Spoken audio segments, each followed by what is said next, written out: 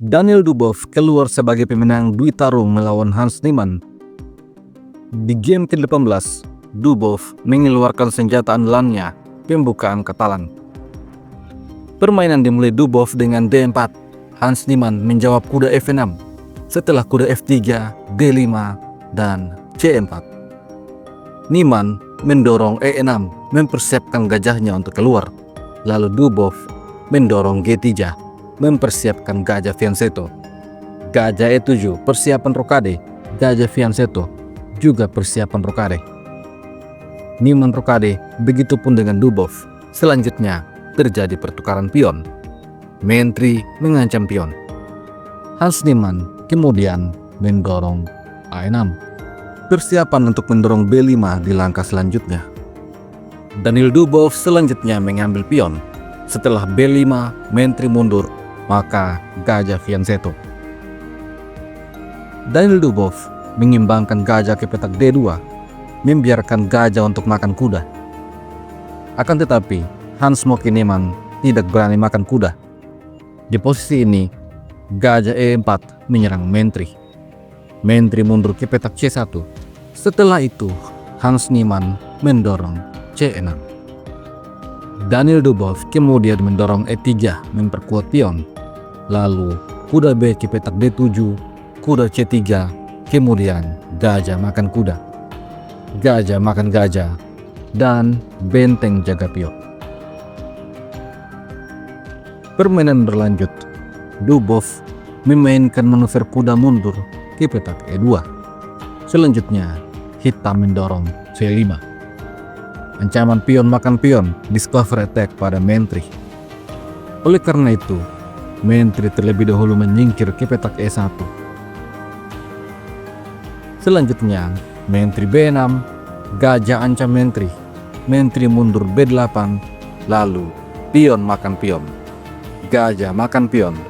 Kemudian, gajah kembali ke petak fianchetto. Sampai di posisi ini, keduanya masih seimbang.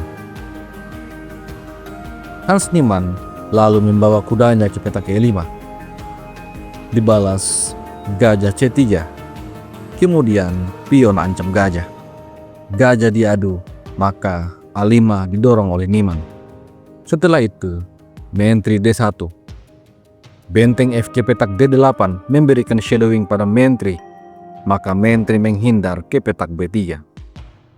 Kemudian, terjadilah pertukaran gajah. Kuda makan gajah, lalu kuda F mundur ke petak D7. Di posisi ini, Dubov mengaktifkan benteng F ke petak C1, tantangan pertukaran benteng. Dijawab dengan mentri B6, lalu mentri mundur D1, kuda kembali ke petak F6, dan mentri E2 dimainkan Dubov. Selanjutnya, Hans Niemann memainkan langkah tunggu dengan G6. Dubov memainkan langkah profilaksis H3. Setelah itu, pion maju. Dubov mendapatkan sedikit keunggulan dari majunya pion ini. Selanjutnya, Dubov menyerang kuda. Di posisi ini, Hans Niemann terlebih dahulu menukar benteng. Benteng makan benteng, kuda mundur D7. Setelah itu, benteng ancam mentri. Mentri mundur ke petak B8 dimainkan Niemann, dan Dubov menarik mundur benteng ke petak C4. Selain menekan pion, langkah ini adalah persiapan untuk melakukan forking pada mentri dan juga benteng. Oleh karena itu, Hans Niemann memainkan mentri ke petak D6, menghindari forking, namun kuda tetap masuk menyerang benteng. Benteng sembunyi ke petak E8, dan Dubov tidak terburu-buru untuk makan pion. Di posisi ini, benteng ke petak D4 menyerang mentri terlebih dahulu. Setelah mentri mundur F8, Dubov berhasil unggul satu pion. Di posisi ini, langkah terbaik untuk hitam adalah mendorong pion A3. Namun, Hans Niemann mendorong E5. langkah yang membuat keunggulan Dubov kembali meningkat.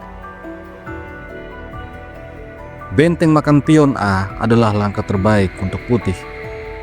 Namun, Dubov gagal menemukan langkah itu. Dia memilih menteri ke petak C4. Posisi kembali hanya unggul sedikit untuk hitam. Hans Mokiniman kemudian menempatkan menteri di petak D6 mengancam skak.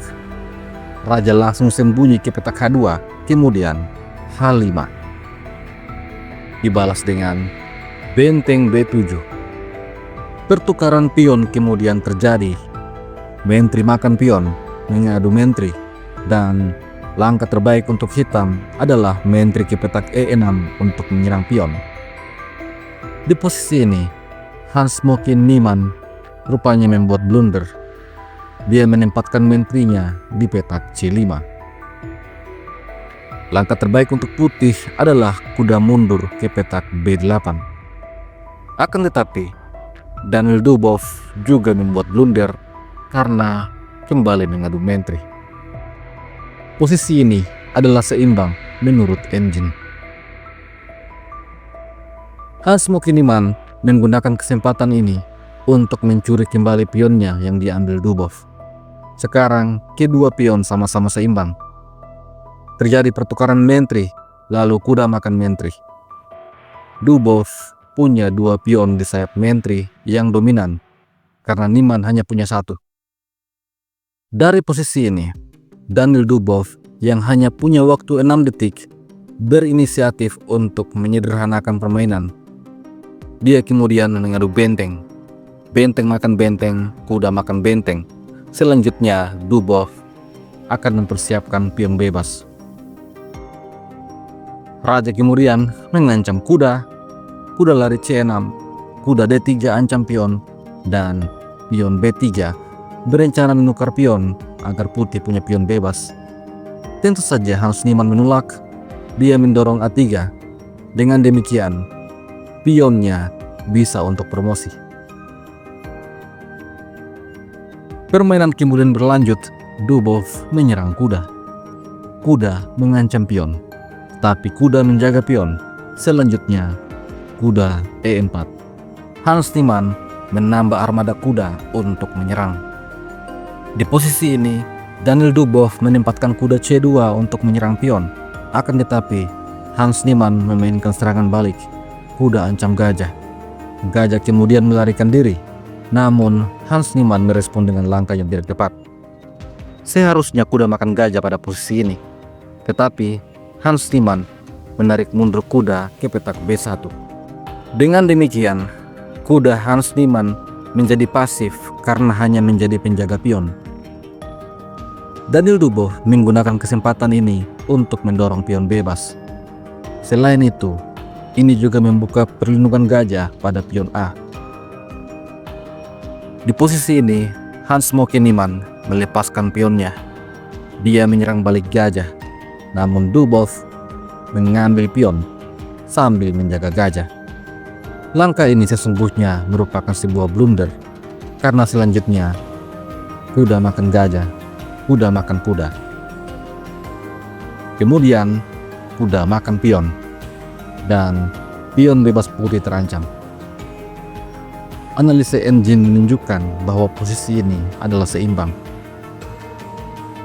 Daniel Dubov kemudian mendorong pion bebasnya. Raja coba mendekati pion, lalu B6. Kuda B4, B7, selangkah lagi akan promosi. Oleh karena itu, Hans Niemann mencegah dengan kuda C6, dan Dubov di posisi ini terlebih dahulu mendorong H4. Raja kemudian ke petak E6, Raja G2, Raja ancam kuda, dan Daniel Dubov mengorbankan kudanya. Apabila kuda makan kuda, maka pion akan promosi. Tentu saja Hans Niemann tidak sekonyol itu. Dia menarik mundur kuda ke petak B8. Dengan langkah ini, Hans Mokiniman mencegah pion putih untuk promosi. Dari posisi ini, Dubov kemudian mengaktifkan rajanya ke petak F3. Raja C5 mendekati kuda. Dijawab Raja E4. Setelah itu, F6 mencegah raja untuk terus melaju, maka Dubov merespon dengan kuda B3, skak, raja lari, dan kuda D4, kembali skak. Raja kemudian makan pion. Setelah itu, raja D5 berupaya untuk mendekati pion-pion hitam. Di posisi ini, Hans Niemann mendorong G5. Kemudian, Dubov memainkan langkah penuh jebakan G4.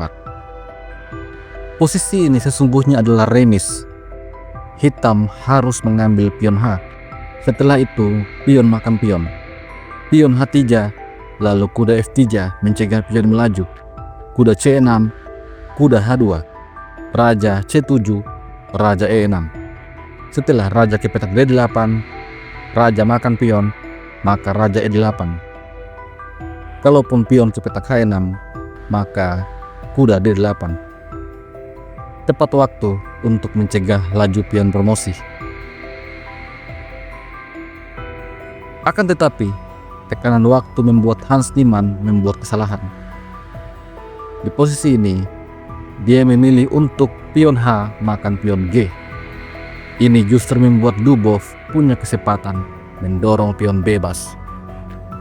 Hans Niemann sempat mencoba dengan kuda D7, namun raja mendekati pion dan juga menyerang kuda. Kuda ke petak E5, raja makan pion. Kuda F3, tantangan pertukaran kuda sekaligus menjaga pion, maka dijawab Dubov dengan kuda E2. Hans Niemann masih mencoba dengan G3, namun setelah itu dia memutuskan untuk menyerah. Apabila game ini dilanjutkan, maka kuda akan makan pion. Setelah itu, pion putih akan promosi. Menurut engine, posisi ini adalah skakmat dalam 17 langkah.